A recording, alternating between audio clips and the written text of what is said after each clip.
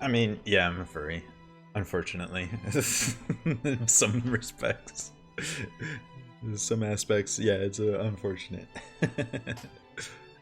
You should maybe see the clip that I made that from last night. So yeah. Oh, there is a load game button. Oh no, it pulls up this right.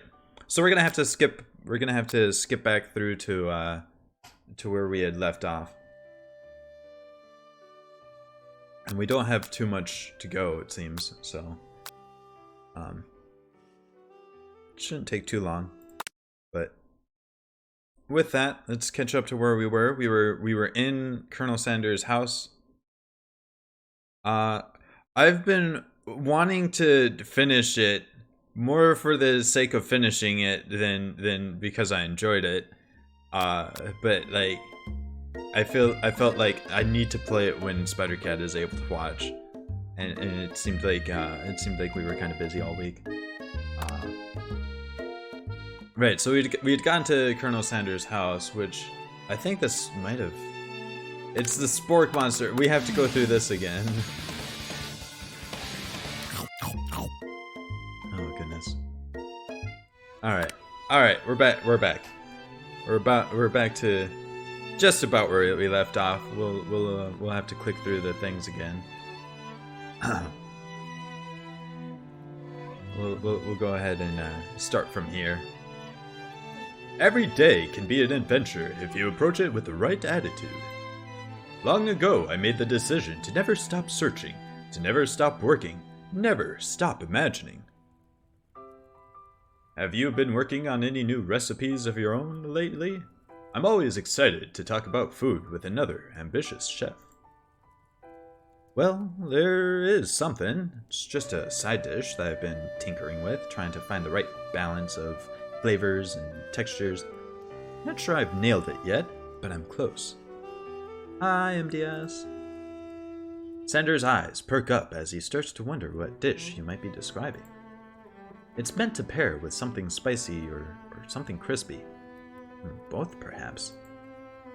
Now you've got him right where you want him. Should you reveal your new creation to him, or keep it a secret just for you? I think we revealed it when we were playing last time. I think we revealed it. Not sure. Go ahead and turn the volume up a little bit. Trash. Yes, I agree, David. This is all trash. I like how the trash emote that you just put like completely blends in with the the table in the background here.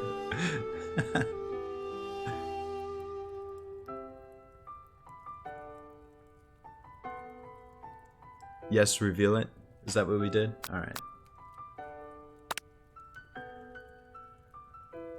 You decide that you're as ready as you'll ever be to share your original cooking with Colonel Sanders. Before you can talk yourself out of it, you decide to dive in head first. You reach into your lunch bag for a special dish that you've been keeping on ice all day.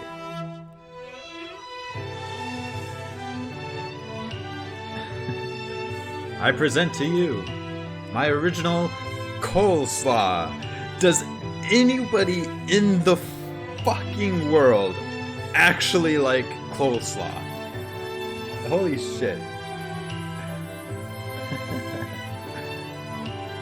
This shredded cabbage dish glistens in the light of Colonel Sanders' Luke's hideaway. Oh, okay. Fair. Magnificent! Together you chow down on the creamy slaw. Until just a spoonful remains in the bowl.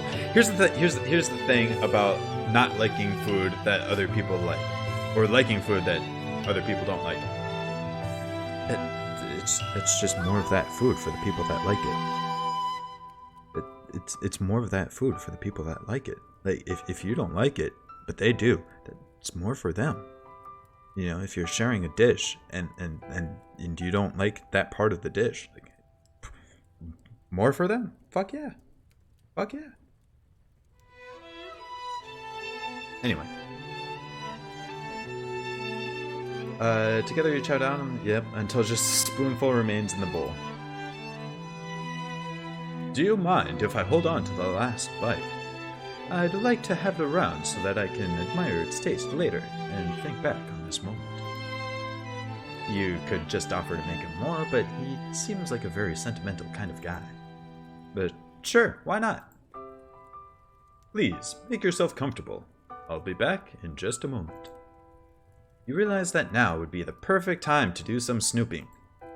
Around the room, there's various items we can look at. Each item seems to radiate memories and emotions. Alright. Alright, everyone. What do we want to click on first?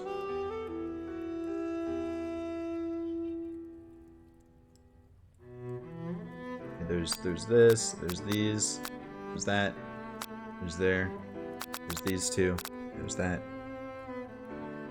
I mean, who doesn't want to touch the cock? Of course we're gonna touch the cock first thing. Of fucking course we're touching the cock first thing. Fuck yeah. You notice a very realistic stuffed chicken sitting on a corner table. When you pick it up, you realize it isn't just realistic, it's real. Taxidermy must have been important to Colonel Sanders when it was alive. A little note clipped to the chicken's foot reads, "The true state bird of the great state of Kentucky." Cock does taste good. Oh, and Spider Cat doesn't like snooping. Alright, we said picture on the wall. Which picture? There's 3 different pictures on the wall. Or we can look at this, which looks like some sort of button.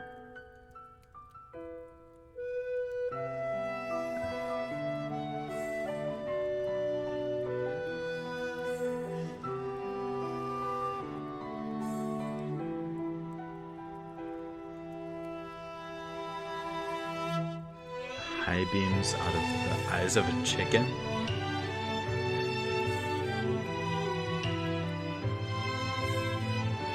Oh, goodness. Alright, we'll go ahead and do all the pictures kind of in order, and we'll include this. Yeah, I understand that you probably misspelled it. Misspelled flashlight. Yeah, it's fine. Do this one first. An adorable little baby boy crawls across the floor. From the goatee and mustache combo he sports, you figure that this must be the Colonel Sanders himself. That, or maybe it's the drumstick that he seems to be waving right like a rabbit. Who frames a baby picture of just themselves? Probably the same type of person who would make their own face the logo of the company they founded. Am I right?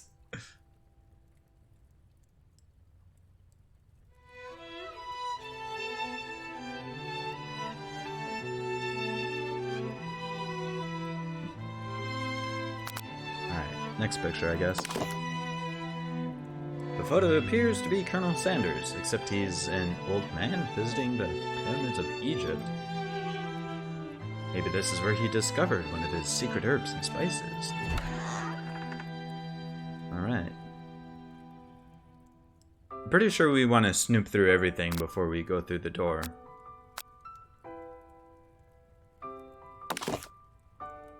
Alright. One of the framed photos shows an old man who looks a bit like Colonel Sanders standing with a friend.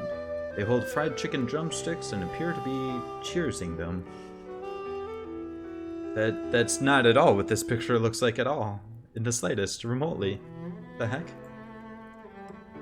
You look closely and see that there's a short inscription. Wonder who my friend Pete is. Alright.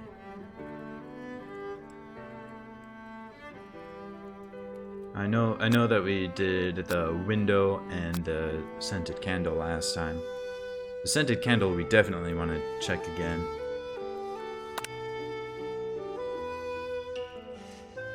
You pick it up and try to identify the smell. Power tool? Freshly starched collar? Piece of wood floating in a lake? Summer of '69? No, it's one of the secret recipe ingredients. It's... Alright, cool.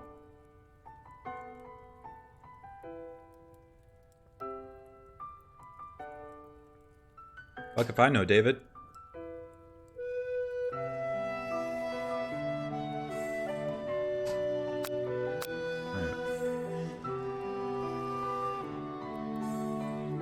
Let's see, and we did the window last time, so I'll do that next.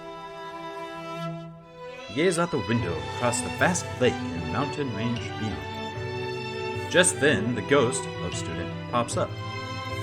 I'm thinking about heading out into the world on a quest to avenge my death.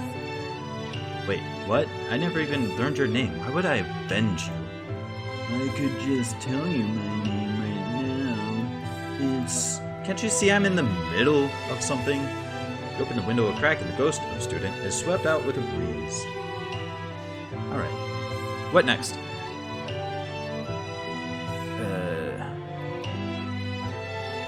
The thing on the table. This? Which looks like it's probably a urn full of ashes.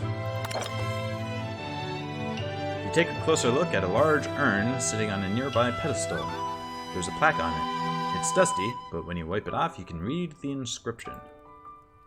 It says, "Here lie the ashes of all my past careers and business failures." Oh, okay then. Good. Good. I'm glad it's that instead of like your grandmother or something. I don't.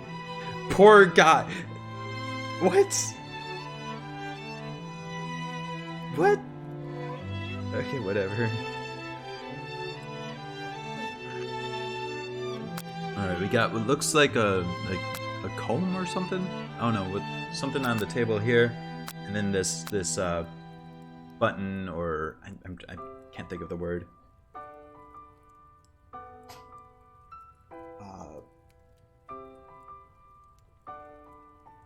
Patch, maybe. I don't know what it is.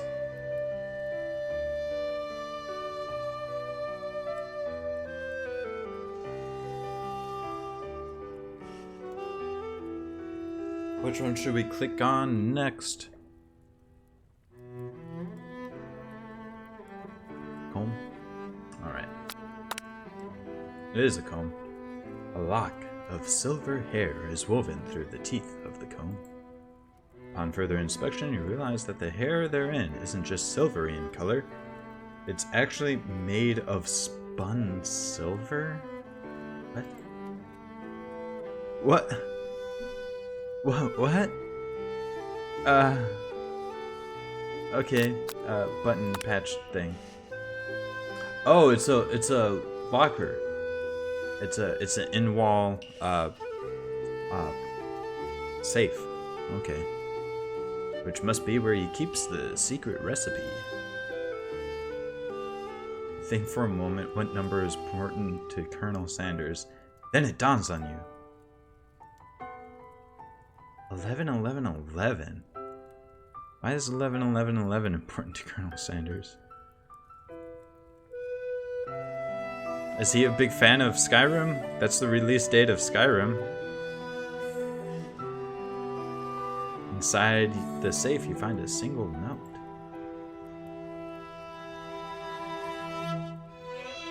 Can chicken be prepared sashimi style?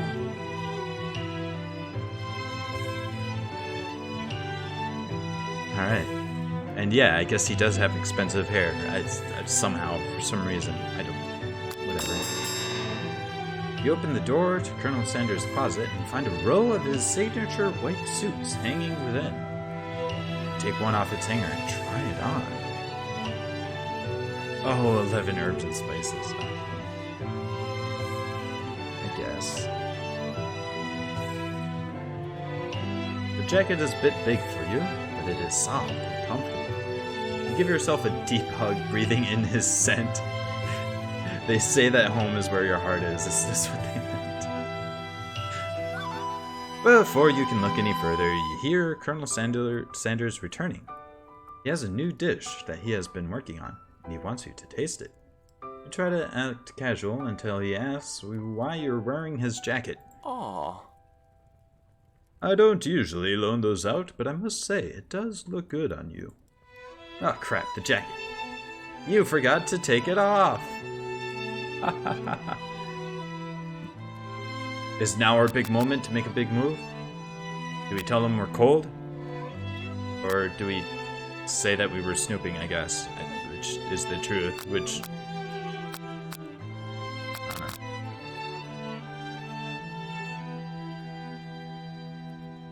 Big move, cold, or the truth, whatever that ends up being. Just tell them we're cold. Just give them the cold shoulder. Alright, sounds good to me. I'm so sorry, I didn't mean to intrude. I just got a little cold and thought this might warm me up. Sanders smiles and scoots close to the fireplace. It's warm by the fire. Why don't you come a little closer? Oh shit, guys. We're fucking in it. Suddenly everything feels like it's moving too fast. Final exams are tomorrow. You should be thinking about what you're going to cook. I should be home studying.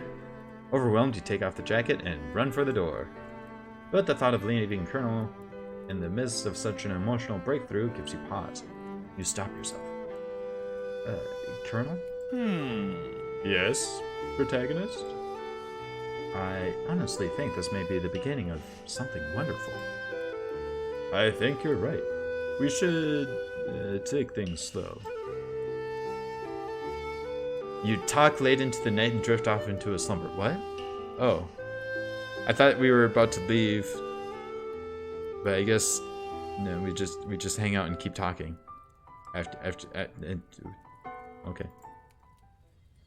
Dream sequence. Woo! It's what we were all waiting for. Yeah.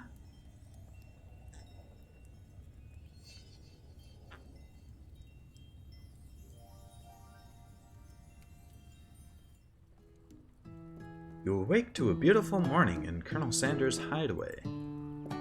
Did you make the right decision on how to respond to Colonel Sanders? Only time will truly tell. Today is a day that could change the rest of your life. You think about the new secret ingredient you just learned about. In some jurisdictions, isn't even legal. But if the recipe is a secret, how will they know? Twiddly mustache. Your thoughts are interrupted when Colonel Sanders emerges into the room.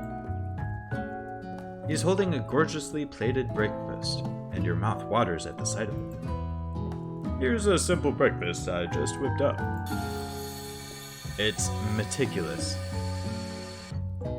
You taste Colonel Sanders' food, and it takes you on a journey. When you return, he's waiting to ask you an important question. So, would you say that we're the perfect match? How presumptuous!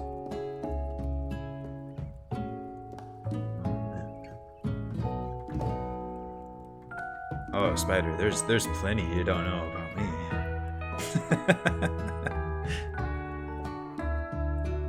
My cuisine and your taste buds, that is, yes. Yes. Such confidence, such grace. Could he be the world's greatest gift to cookery? Take him down a peg or flatter.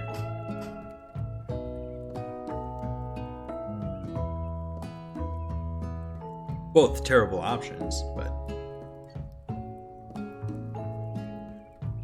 What does protagonist do? Will the protagonist be a dick?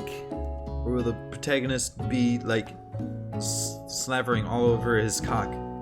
By cock, I mean the chicken that he cooked for breakfast.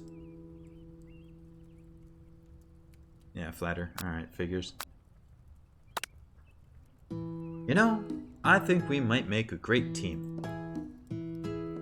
A single tear begins to pool in the corner of of his eye as he gazes out the window. And with the right business partner, I know I can't fail.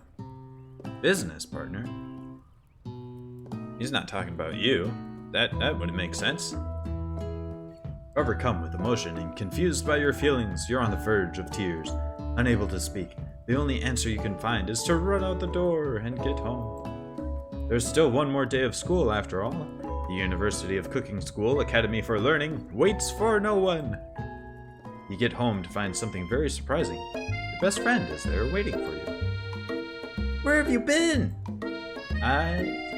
Because I had one heck of a night. I've been desperate to talk to you about it, but I couldn't find you. I got worried that something bad had happened to you. Or something had happened to you. Something. It's okay, I was just sleeping at Sanders.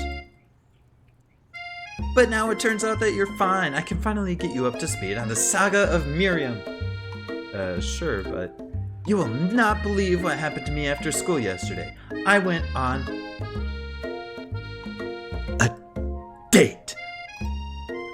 I think I can believe that. Since I've been partnered up with Clank, he asked me to go out with him. Of course I told him, you better keep your dials turned to polite and respectful. I'm not that kind of girl. But he was just interested in spending some one-on-one time together and getting to know me, so I said, yeah, sure. I could get to know the little metallic guy. Long story short, he took me skydiving with his friends, but things quickly spiraled out of control.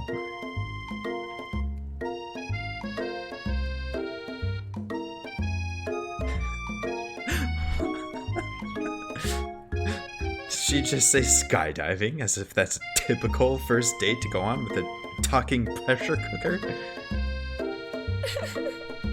And now I'm not really sure where we stand. You don't give Miriam the time to tell her whole story, however. Bottling up the details of your own night is just too much to bear.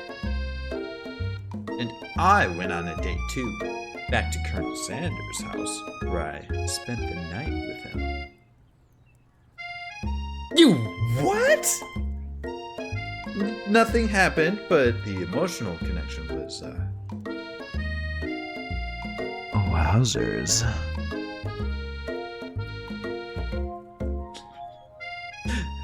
Miriam offers to support you no matter what you do. Together with your bestie, you feel like you can do anything.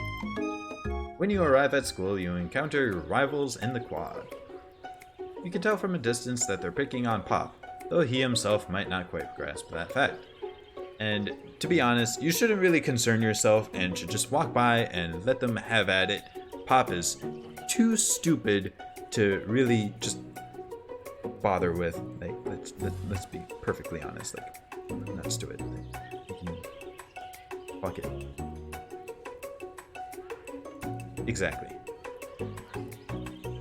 What's a swirly? It sounds delicious. Oh, it's great. I'll order you one up right away. I'll have my swirly with sprinkles, please. Sprinkles is a dog and a treat. You can get your swirly dipped, too. Why don't you pick on someone... Oh, never mind. We switched to protagonist and I didn't notice. Why don't you pick on someone your own size? Because I'm literally the biggest person at the school? There is, of course.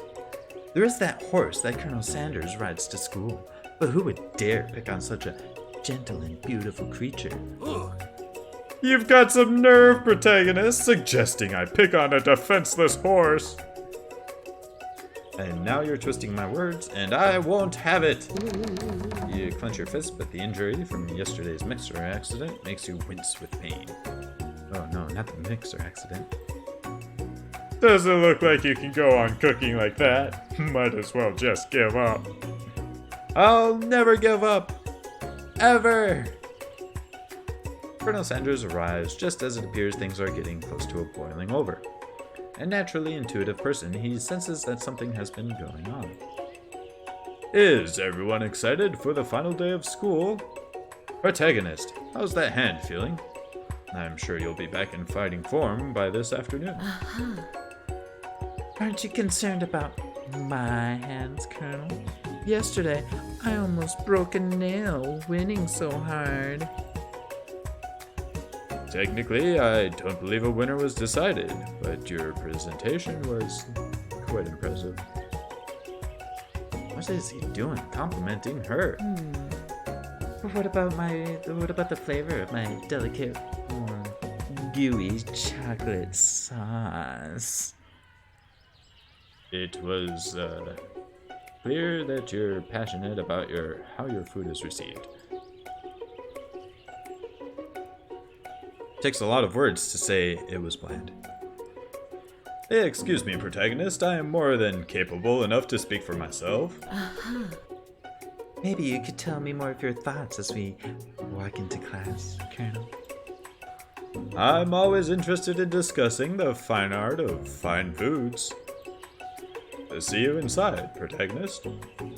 Annoyed by Colonel Sanders' inability to see Ashley for who you know she really is, you walk across the quad to get some distance. In an attempt to distract yourself from how slighted you feel by that interaction with Ashley, you take out the spell book you recovered yesterday and start flipping through the pages. Whoa, what's that book? It looks like bad news. It's just something I found lying around. It would appear to be some sort of grimoire, but I don't really believe in that magic stuff. A grimoire? Like a book of spells? I don't know. Who would spend so much time decorating a magic book if it weren't really powerful? I could think of one surefire way to find out. You open to a page covered with arcane warnings. Cast only in case of extreme emergency, it says around the edges of the page. Oh jeez. I could use this spell here that says it will erase anyone I choose from all of my memories. If I scrub out Colonel Sanders, it would probably help me focus better on the upcoming final exam. Oh jeez. That is way drastic. Couldn't you do something else? Like anything else? Not rooted in dark magic? Maybe tie a string around your finger? Okay, fine. It is drastic. But desperate times call for desperate measures. Okay, protagonist. You do you, protagonist. I'm just here for the story. Fucking. You've got a memory erasing spell sitting right in front of you, and a pretty good excuse to try it out. Ooh. Oh. And it's down to the audience. What do we do? This is all you guys. Are we? Is the protagonist? Are they gonna cast this forbidden spell, or are they not?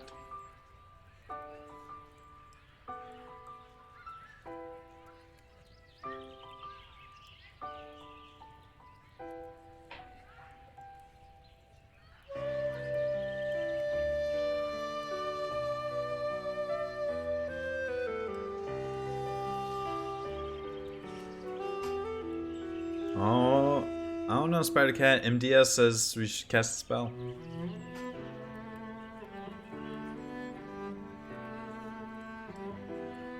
I don't know. I don't care. Protagonist loves Colonel Sanders, but they love him enough. They love him enough to consider letting him go. Isn't that just like the most pure form of love right there?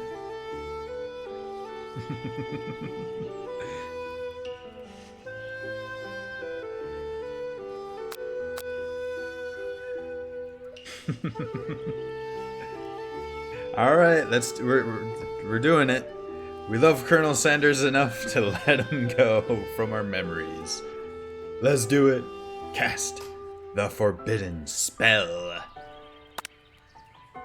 You begin to recite the spell, but you stumble on the words, and the only effect it seems to have is to make you forget what it is you were even doing. Oh, right. After looking at the page again, it comes rushing back to you. You've got a memory erasing spell sitting right in front of you, and a pretty good excuse to try it out. Something about this moment feels very familiar. Do we cast the forbidden spell? Or do we not do it after all?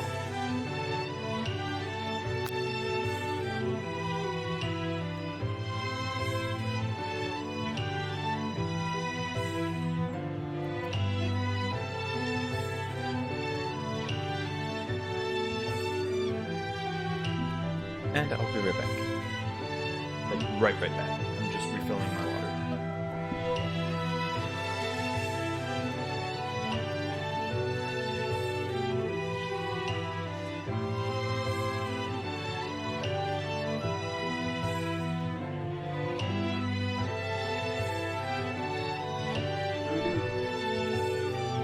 What do we do? Do it! Alright, let's do it. Let's cast the forbidden spell. Let's go. You begin to recite the spell, but you stumble on the words, and the only effect it seems to have is to make you forget what it is you were doing. Oh, right. After looking at the page again, it comes rushing back to you. Got a memory erasing spell sitting right in front of you, and a pretty good excuse to try it out. This is definitely feeling familiar, but not in a good way. Do we cast the forbidden spell, or do we not do it after all?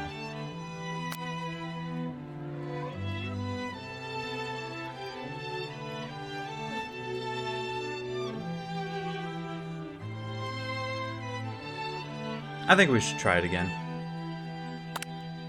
You begin to recite the spell, but you stumble on the words, and the only effect it seems to have is to make you forget what it is you were doing. Oh, right, after looking at the page again, it comes rushing back to you. You've got a memory erasing spell sitting in front of you, and a pretty good excuse to try it out. Deep in your heart, you know that proceeding with this spell is a terrible idea. Like, seriously, don't do it. Memories are important. Cast the forbidden spell.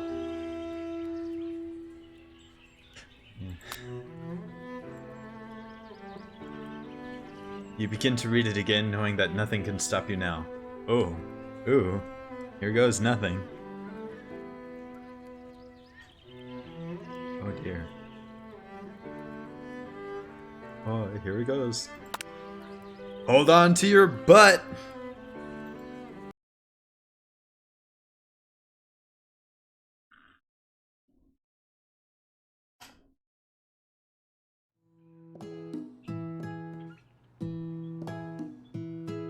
You sleep softly as the morning sun casts a warm glow through the window of your modest student apartment.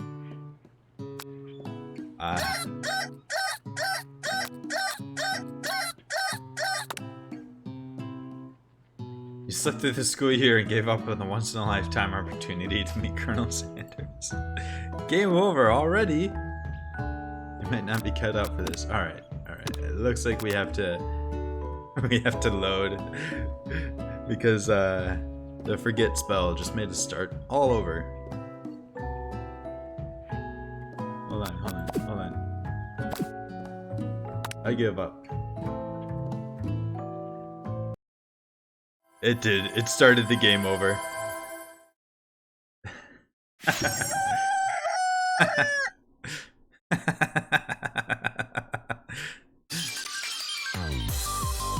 Alright. Let's get back to it. Let's go ahead. Oh shit! No way! It got rid of all my progress. Wow! It actually got rid of the progress too. Well, I clicked continue instead of new game. Does that put us?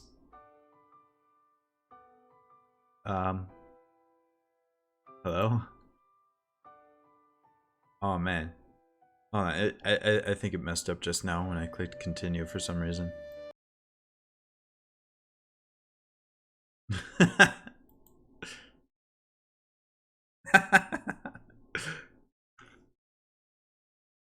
That's a lot of skipping that we're gonna have to go through to get, if we actually have to.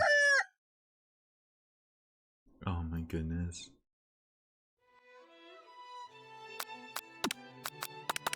Yeah. I think we have to skip through everything all over again. Wow, I can't believe it erases your fucking progress. That's bullshit. How could it just erase your progress? God damn. That's brutal.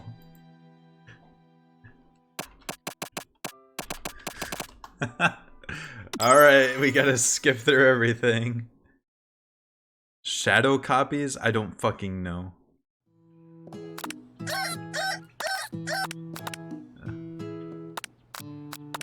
I'm gonna try to make all the exact same decisions as before. I think we pep talked. Oh man, this is a lot of skipping to go through. Gross.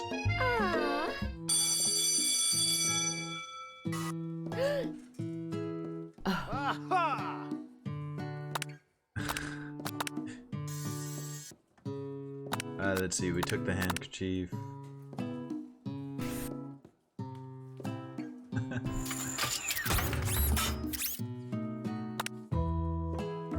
We gave him a chicken snack.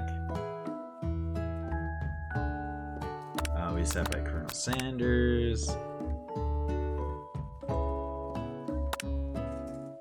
Yeah, but it didn't have to be like so brutal. It didn't have to delete the save. Like it could have just gone to like the start of the game, but allowed you to like load the save. Like it didn't have to be that brutal for it. Like of course I'm going to fuck around in this like stupid bullshit game. Oh gosh. Alright, let's see. This is yeah.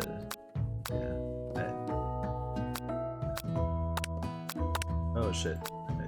I clicked an extra time.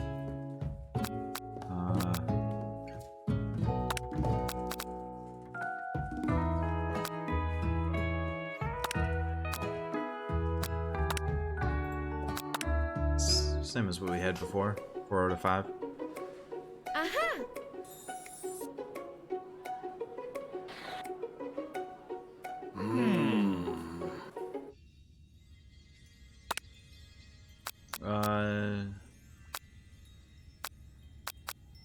Meditate on the moment. We did.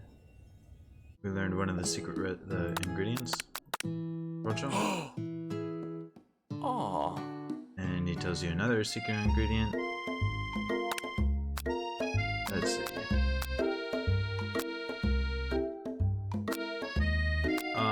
I think we did wow him, which was a bad idea, but that's what we had done.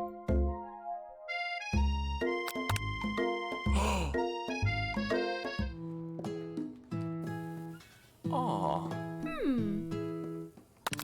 Definitely Clank. Yep.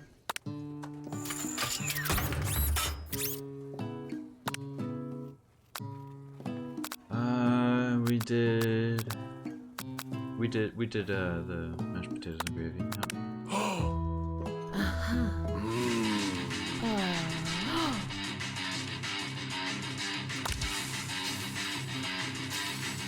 Return to Miriam.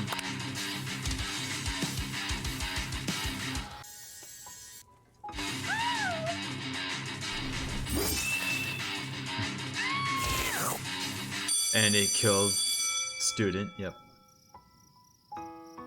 Aha! Ugh. Alright, we defended a lot.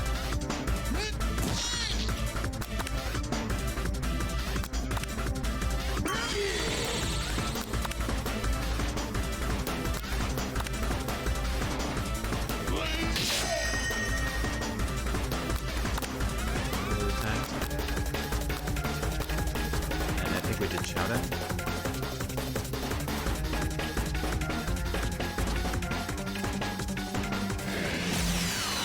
I'm sure the battle goes like the exact same way no matter what you do. Eventually, Colonel Sanders just defeats it. And then we finished him. Student blown dead destruction. Alright.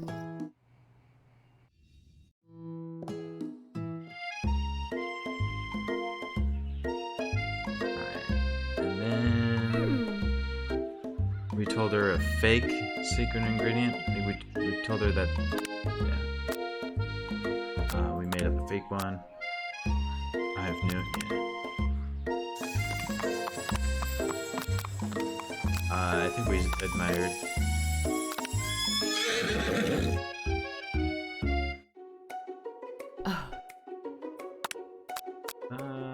We told them to stop acting immature.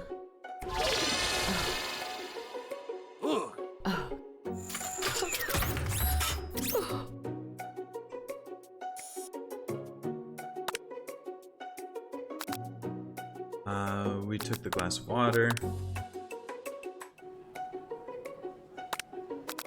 Told them they were on. Alright, and then we were timed and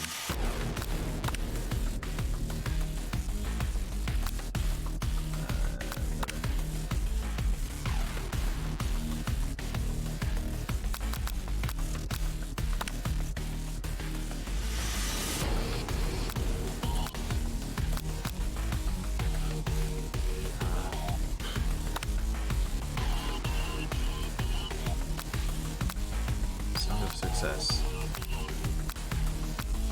So something was wrong?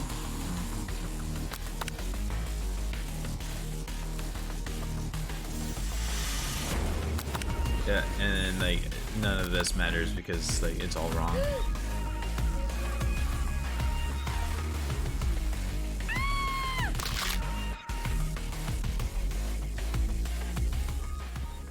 Alright.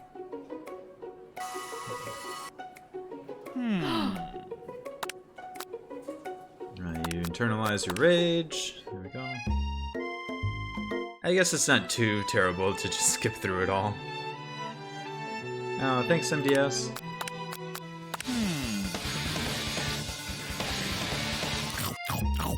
I hope that you can, like, maybe enjoy the VOD later or something.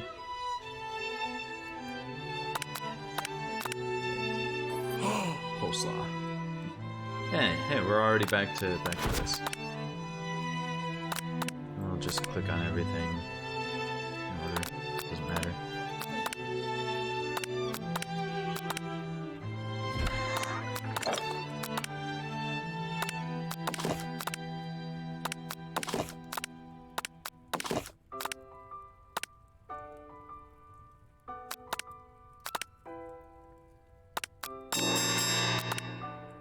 Aw. We told them we were cold.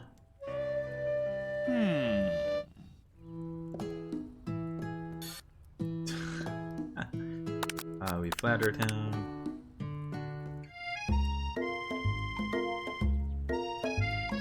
All right, we're almost there. We're almost there.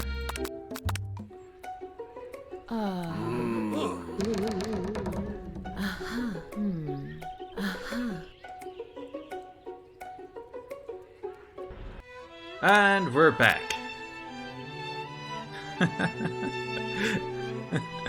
We're finally back. So we only have one option. You take your friend's advice and put the book away. It's almost time for class. Sprinkles is already in the room, waiting for the students to arrive. He clears his voice to make a quick announcement. I want you all to know I feel something of a dog moment coming on, but I assure you it's nothing to be afraid of. His cute little nose scrunches up and he begins to breathe quickly.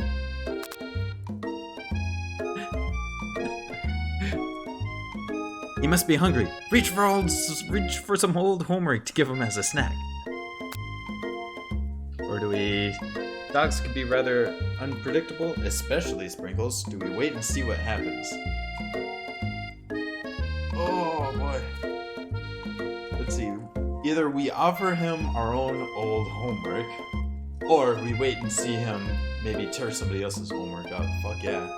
That sounds like the option to go for me, but I mean, this isn't just my decision. This is audience decision. Let's go. What do you guys want to see?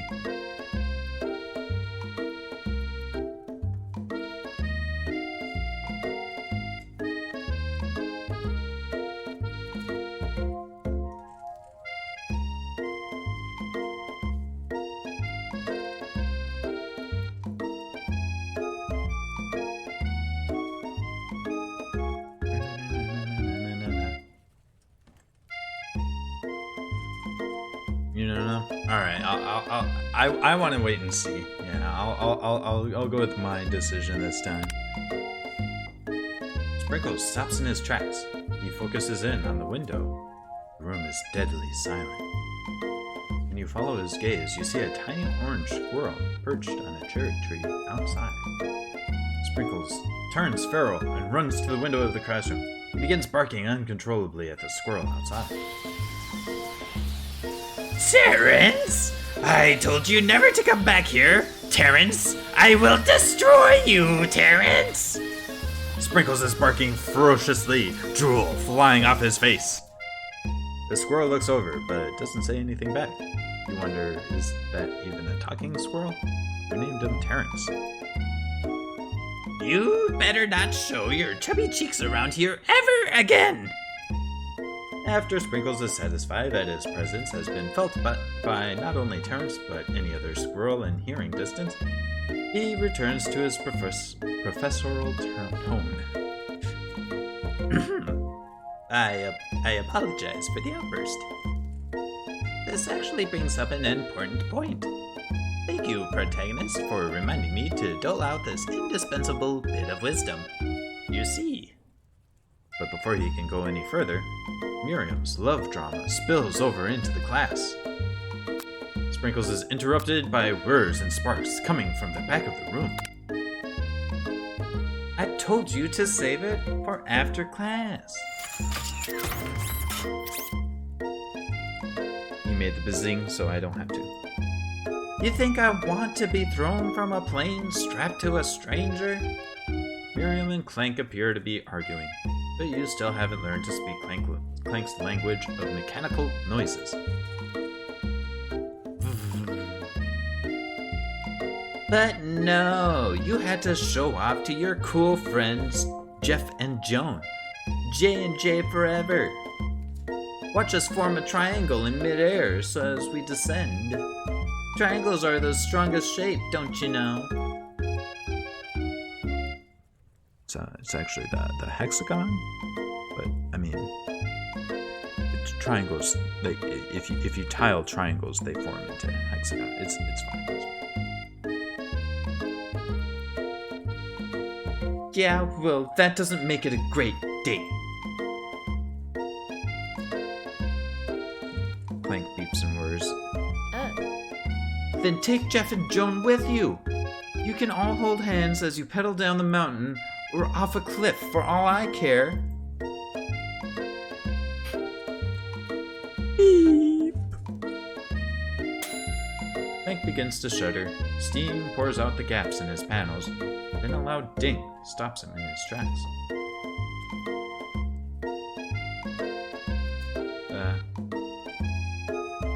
That don't look too good. No amount of seasoning is going to make me want to eat that, Clank.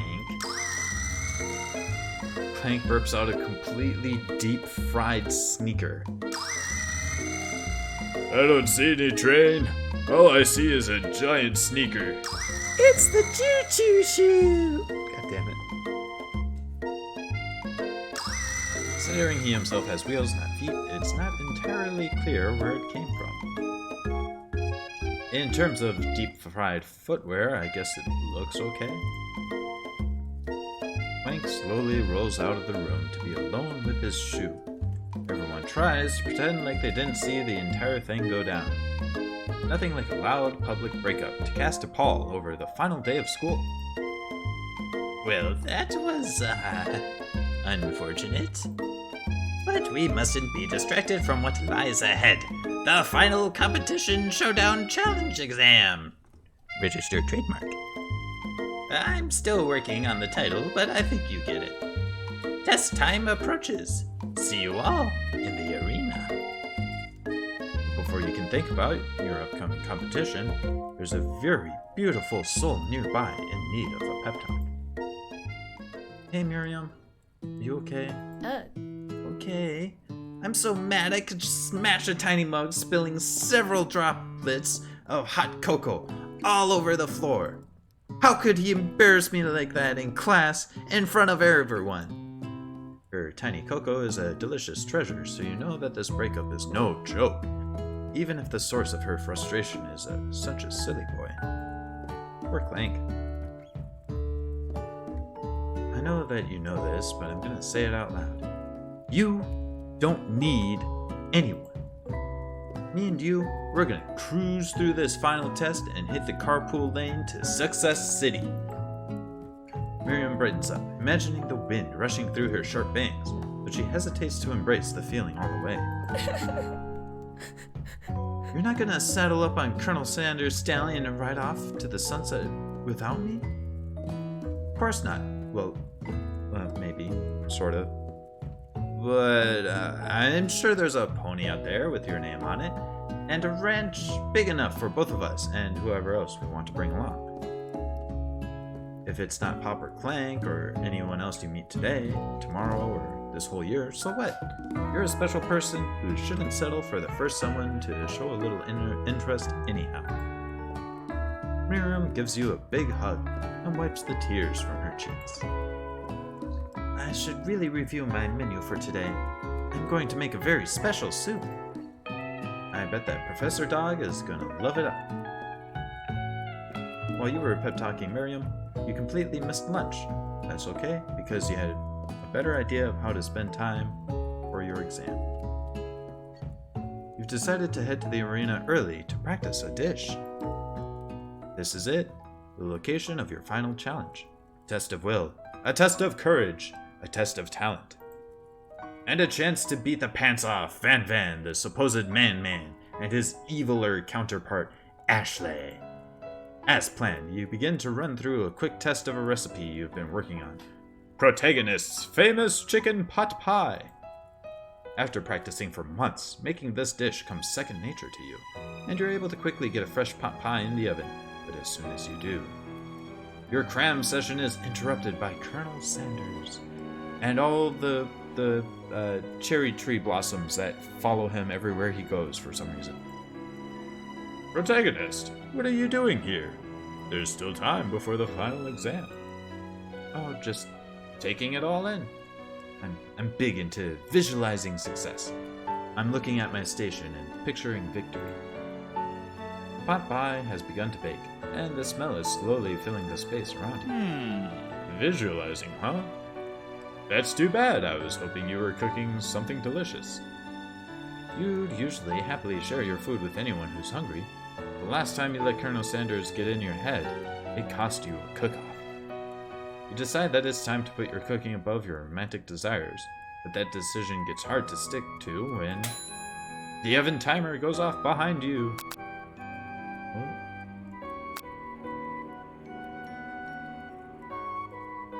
Well, do we let it sit there and burn? You know what? No, I can't wait for someone else to we have to save this chicken pot pie.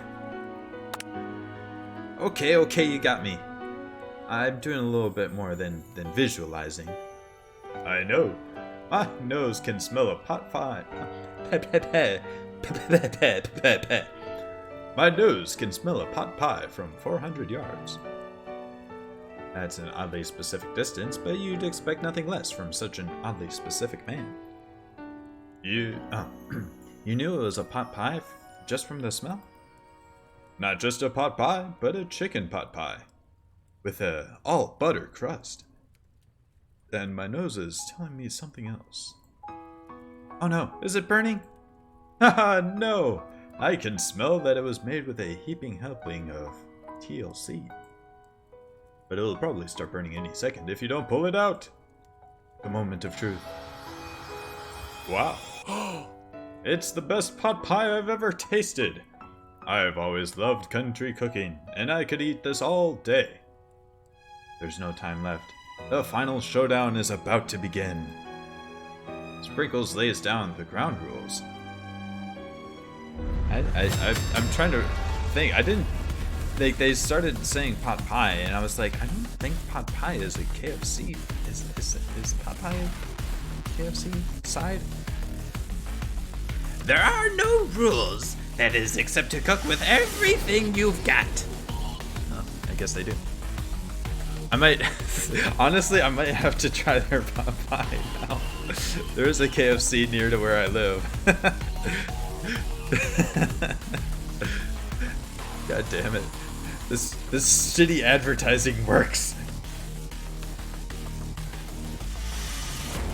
You step up for the cook-off of a lifetime.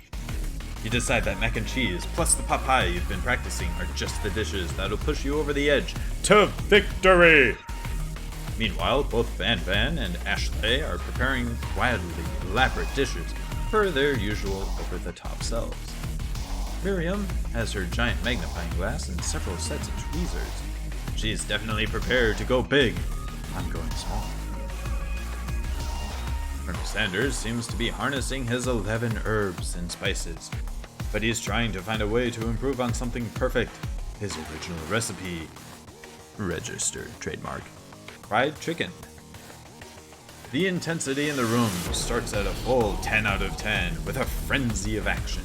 Everyone is calling out really cool special cooking moves as they prepare their food. Wow, this is getting serious. Colonel Sanders batters his chicken as it levitates through the air. Egg wash! Miriam furiously injects ingredients into an itty bitty pot of broth. Best friend, better, blaster, blast. Something, I don't know. Best friend, baster blaster. I don't know why I misread it so bad the first time. Van Van flexes his pectorals as he chops open a sea urchin. Let's rock and roll. Ashley scoops her pastries off the tray with lightning speed. Shallow personality spatula. Spatula.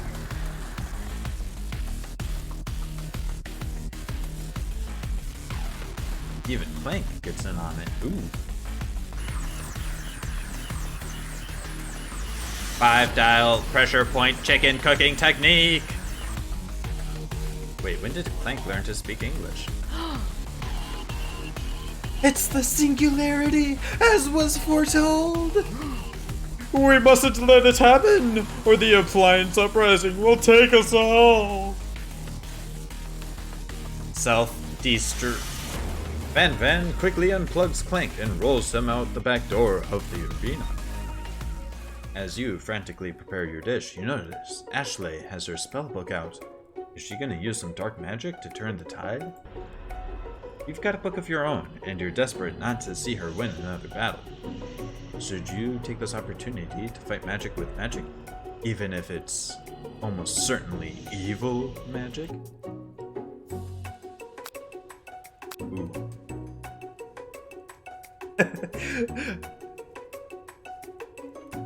It's literally the only voice that you could give that guy. And I have to, like, the thing about Van Van is that, like, it's just like it's just more exaggerated version of my Colonel Sanders voice. So I have to, like, go all out for Van Van, because, like, otherwise Van Van will sound like Colonel Sanders, and that wouldn't be good at all.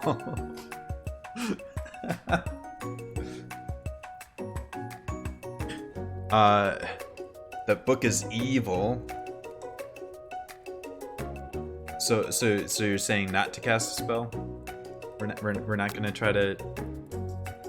We're not gonna try to counter Ashley's spell swinging, spell slinging with our own.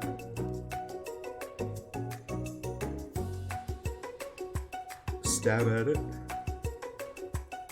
I don't think we want to start over. You know what? Me neither. Who needs magic when you've got passion? I'm going to do it the hard way! With the biggest hard-on for Colonel Sanders. Colonel Sanders sees that you've chosen to win on your own terms, and he gives you a subtle wink from across the room. I believe in you, protagonist. Miriam notices too. Aw. And I've always believed in you, protagonist, since we were little kids, because I'm your best friend forever!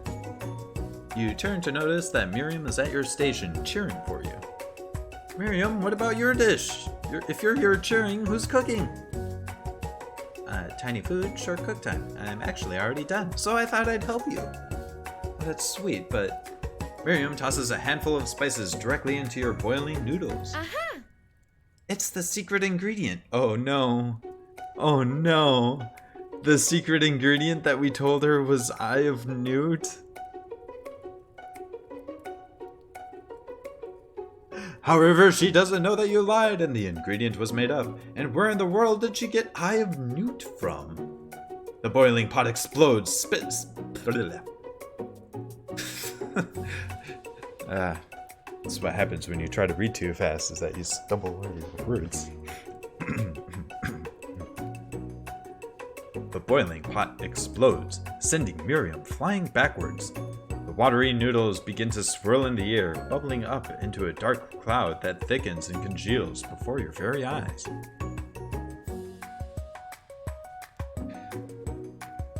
What was the... I'm totally blanking on the voice I did for the monsters. It is I, Steve, the spork monster. Steve? Wait, what happened to Gorko? You're not here to battle me, are you? We spork monsters are many. I think Gorko had the day off. But you have conjured Steve, and I hate to battle, so I'd say you're doing pretty alright. Oh, hey, you're in the middle of a cooking competition. I love this stuff. It's better than TV. You crazy kids and your culinary skills really impress me. Mind if I hang out? I'm sorry, Steve, but I'm kinda in the middle of something. Do you mind? Steve, the spork monster, notices that you've got the Grumhorse stashed beneath your cooking station. I see what you're up to. Crisscrossed some magical items and accidentally summoned me, huh? Yeah, you guessed it, sort of. If you're here, would you mind tossing me some fresh noodles in a pot of salted water? I'd love to. I've always wanted to be a top chef, actually. You know, when I was just a little sport pup back in the old country. You can feel Spork Monster winding up to tell a very long and involved story. You don't know exactly where they came from, but it seems like it was probably lonely there.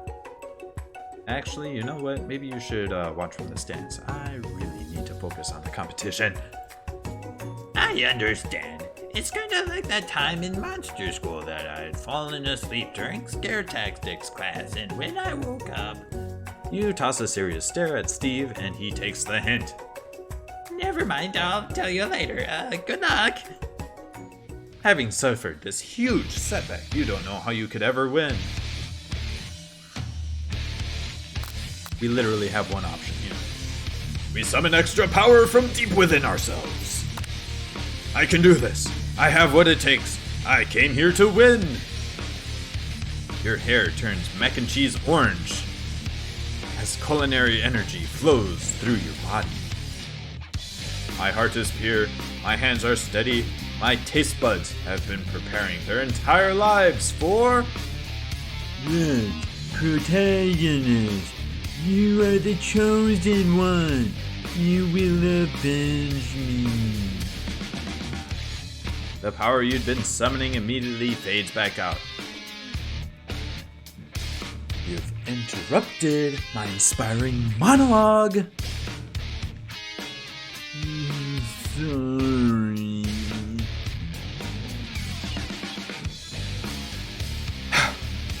My heart is pure. My hands are steady. My taste buds have been preparing their entire lives for this moment. I will show the world my cookery. You begin to levitate off of the ground. Energy courses through your body. You know that with this power you can do anything. Except turn back time, which would be super useful because while you were powering up, your chicken pot pie overcooked in the oven and can't be served. But don't worry, dear protagonist. You may have suffered some setbacks, but all is not lost.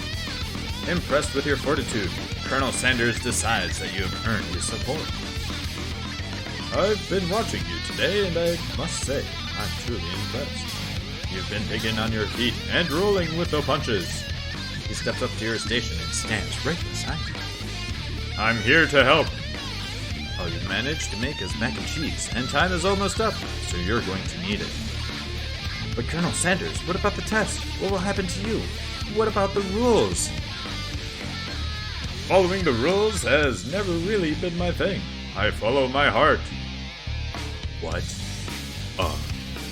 Die. Colonel Sanders unfolds a delicate white towel. Colonel Sanders unfolds a delicate white towel to reveal the most delicious fried chicken tenders you've ever laid your eyes on. And besides, sometimes unexpected combinations can have surprising effects that surpass their individual efforts. Are you suggesting? If we combine forces, then we can form the perfect food union. Time's up, students! With time expired, it's the moment everyone has been waiting for. You must now prepare to present your dishes. A handful of students stand tall, but the class seems incomplete. It seems we're missing some students. Pop? Clank? From off screen, you hear a pure and innocent giggle that can only come from one student. I'm flying. It sounds like it's coming from that broom closet over there. Miriam, would you mind? Inside the closet, you see Pop, hanging on a broom hook by the elastic of his underpants. Pop, get down from there right now! Let me guess, did Van Van have something to do with this? When someone asks for a wedgie, who am I to refuse? I thought Wedgie was a salad. It looks like Pop is eliminated from the challenge, seeing how he didn't cook anything. I can't feel my legs. May I be excused? Sure. You kids and your pranks, I must say.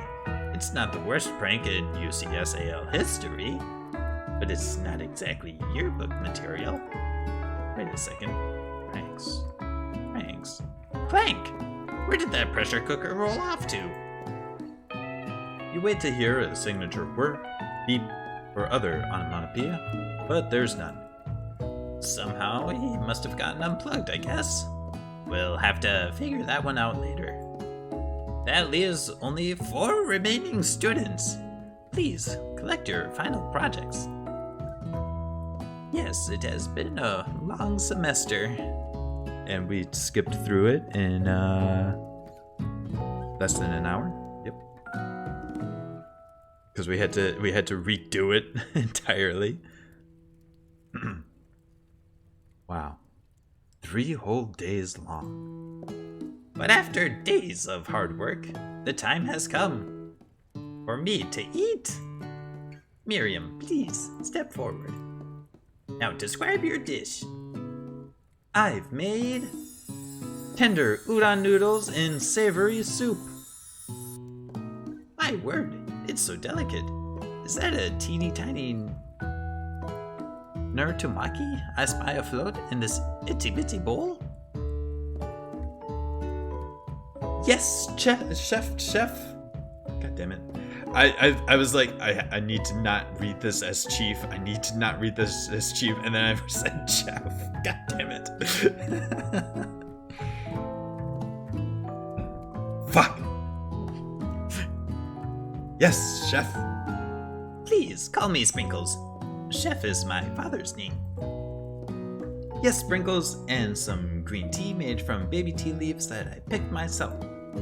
Sprinkles carefully sniffs around the dish before opening his mouth and letting just the tip of his pink dog tongue dip into the bowl. Sublime! Would anyone else like a taste? Oh, come on, I'm not one of those dogs who doesn't floss. I even have a really cute electric toothbrush for dogs. Well, fine. I'll enjoy it all by myself. And in a flash, the entire meal has been devoured. Not that it took much, it was less than a thimble's worth of soup. A+. Rarely do I taste a dish with as much love poured into it as yours. Miriam is overjoyed. She gives you a huge hug.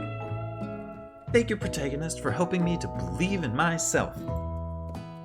Van, you're up. Now describe your dish.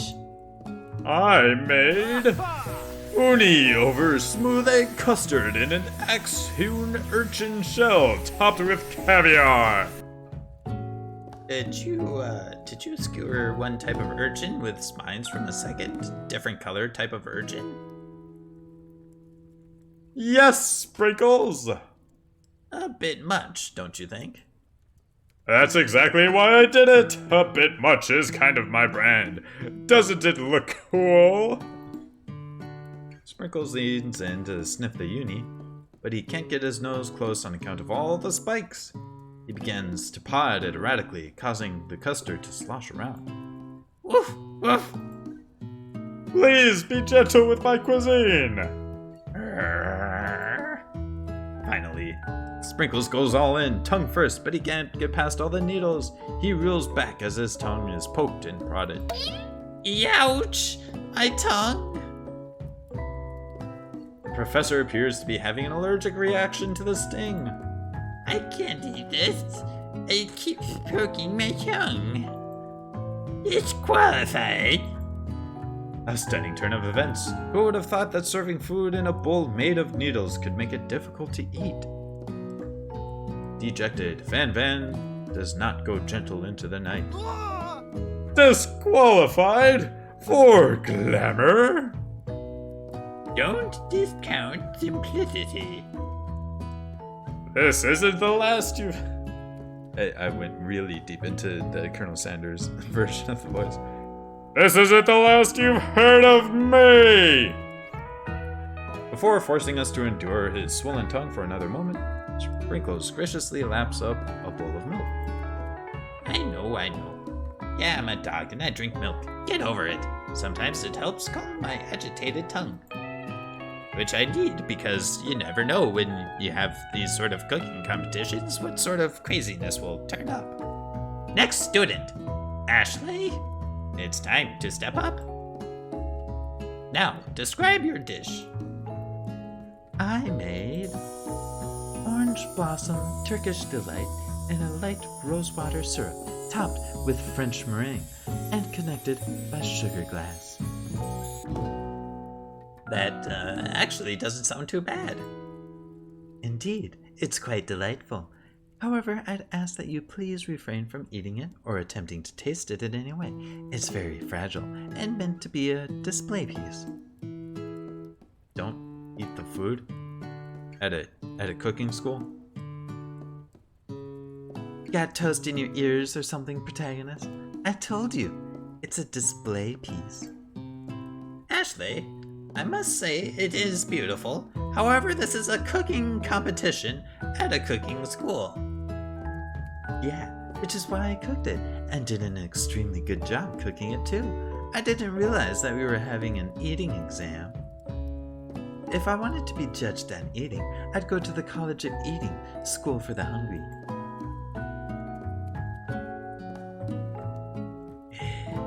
I suppose you could smell it if you absolutely insisted, but don't breathe too hard. You might disrupt the sugar spiral.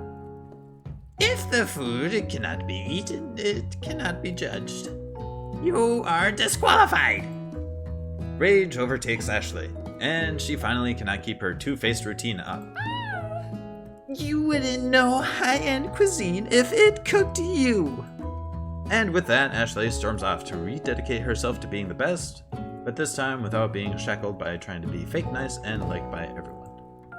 This isn't the last you've heard of me, either. Because I'm not the first one to... Shut up! Go away. If this class gets much smaller, I'll be teaching myself. You and Colonel Sanders, the final cooks, step up together. 2 chefs? What began as a bowl of delicious mac and cheese has become something else. Oh, what? Wait. I thought it was protagonist, or I thought it was like narration. Now suddenly it's Colonel Sanders? Oh dear. Alright, we'll ignore that fact. I'm assuming Sprinkles is the one that examines it closely.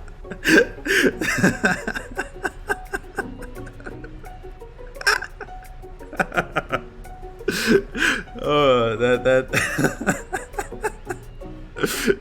I fucking love doing Sprinkle's voice.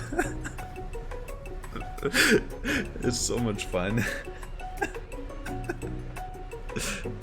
Oh my goodness. You knew that Sprinkles was a master chef, but also a world-renowned turntablist. Who says you can't teach an old dog new tricks? Van Van and Ashley tell everyone that they've committed themselves to righting the wrongs they did while they were the villains. For a moment, you actually believe them. Not another haunting. No ghosts allowed at graduation. It's clearly written in the school's bylaws. I was never actually a ghost. It was all a trick to get you to finally notice me. Oh, amusing. And now that everyone is together, It's the Spork Monster. He's totally mellowed out. Ah, gosh, what was I'm forgetting the voice already yet again. Everyone, the Sport Monster is no more.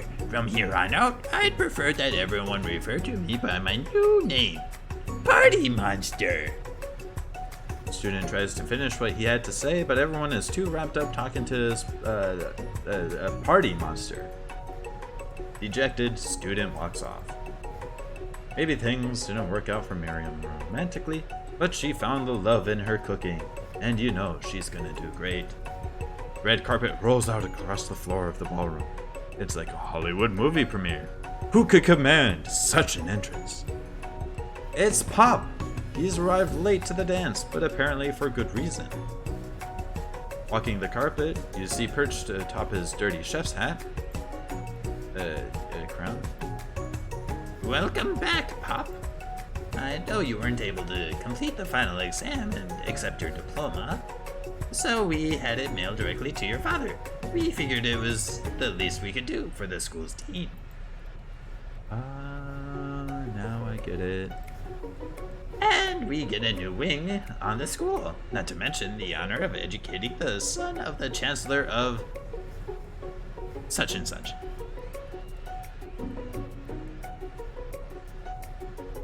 The music at the dance is interrupted by the sound of sparkling and electrical hissing.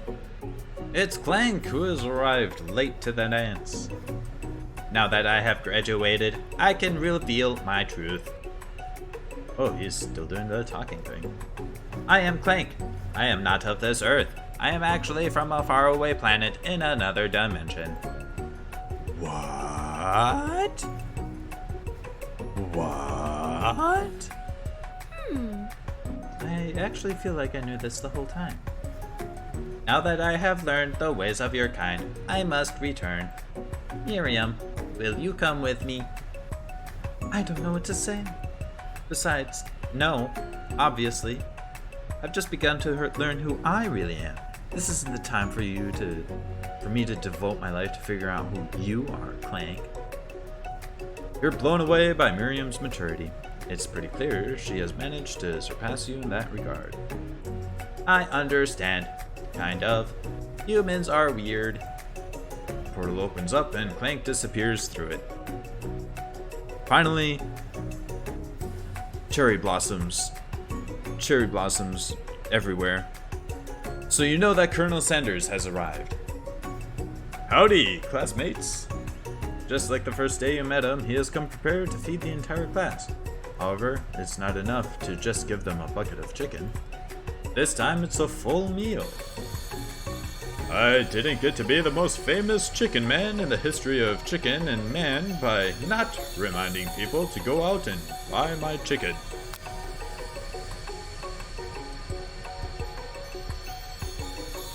Okay. I don't think we need this question mark. I think we're good. Oh, it's not the end. Oh, drat. As everyone feasts on their delicious chicken dinner, Colonel Sanders finds you sitting at the edge of the dance floor. Protagonist, what are you doing sitting all alone? Oh, you know, just waiting for the right person to ask me to dance. I wonder, might you tell me, what are the qualities that you would expect to find in such a lucky person? Off the top of my head, I don't know. Spicy musk, a tidy goatee, and a degree from the University of Cooking School, Academy for Learning. Just to name a few.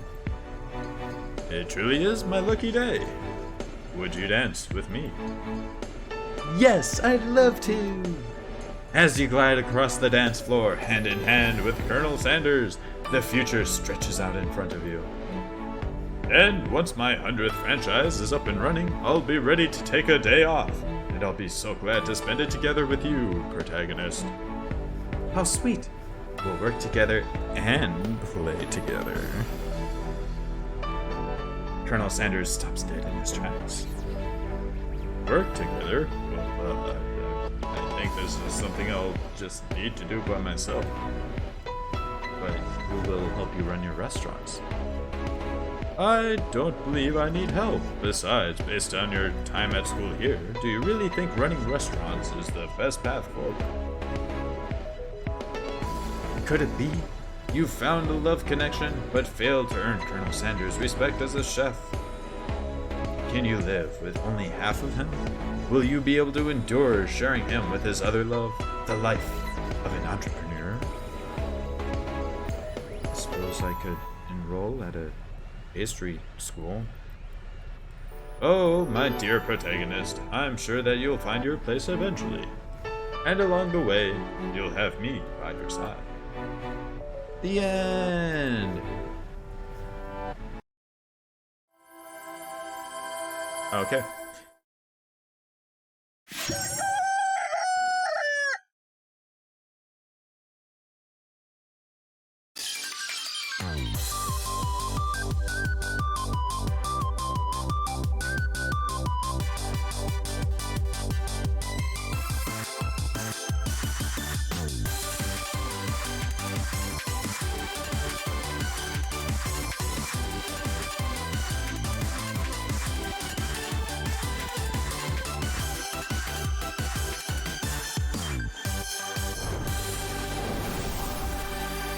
Yep, we've completed the game.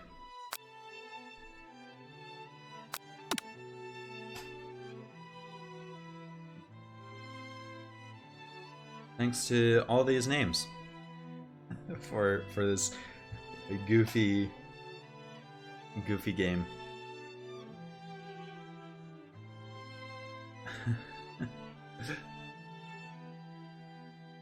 Writer Alexi. I don't know how. It's either. I say it's either, but it could be something completely different than either Boshanek or Bokanek. Alexi. Fun story.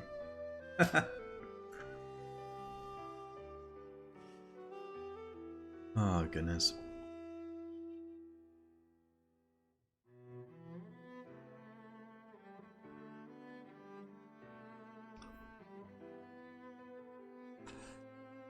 Ah, Don't Starve. Join in on Don't Starve? Well, shit, let's go.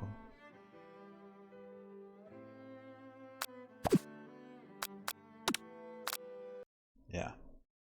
We are done here.